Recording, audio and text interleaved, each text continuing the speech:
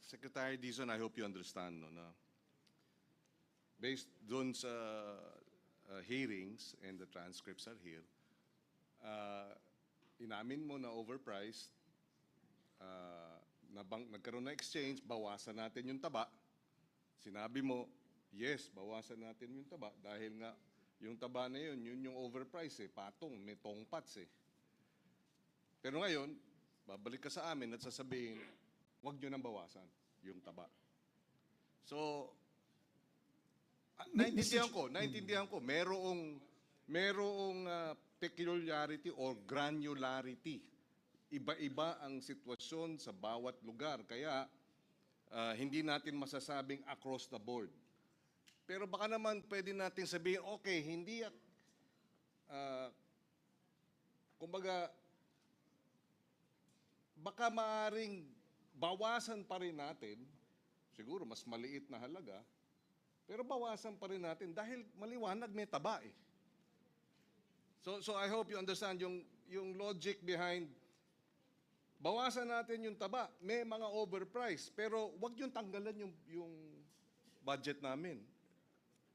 Medyo mahirap may paliwanag, lalo na kami ay sumunod lamang doon sa panawagan at pakiusap at pagkakaintindi na up to 68% nga ang overprice So, parang we don't want, ayaw namin masabing pikit mata namin ibinalik yung pondo kahit na sinabi sa amin na meron talagang overprice dyan.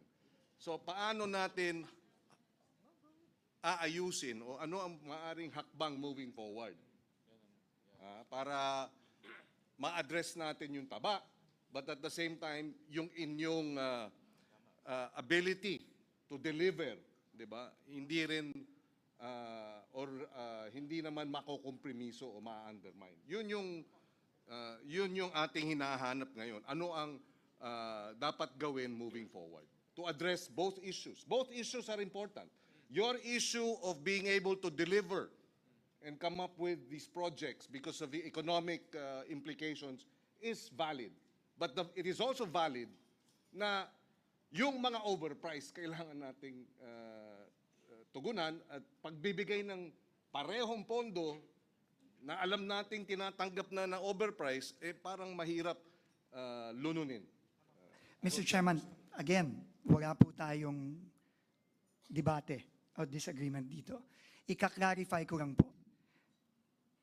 Ang presyo ng mga proyekto sa 2026 budget ay siguradong bababa base sa bagong kostas ng materyales na ipinasa na ng DPWH. Sigurado pong bababa yan. Ang tanong na lang po siguro is, sino ang magbababa? Ang Kongreso po ba? O ang Senado po ba? Or ang ehekutibo po ba? Yun lang po. Ngayon, dun sa tanong po na yon, desisyon po ng Kongreso ito. No, decision po ng Kongreso ito. Kung pagkakatiwalaan niyo po kami na kami ibababa, kami ang magbababa base sa pinasa na naming bagong kostas ng materyales at dito sa ginabas naming department order na minamandato ang lahat ng mga district engineer at regional director na siguraduhin magbaba ng presyo, then yun po ang mangyayari. Pero, like I said, inaamin ko po, wala pong tiwala ang taong bayan sa DPWH ngayon. Kaya naiintindihan ko po yan. Naiintindihan ko po. Kaya siguro po ang masasabi ko na lang po is we leave it to the wisdom of Congress. We leave it to the wisdom of Congress. But I think that is the issue at hand. No? As to mas konti ang baba, again, iiwan na po natin yan sa wisdom ng Kongreso. No? Kung ano po ang magiging decision dyan.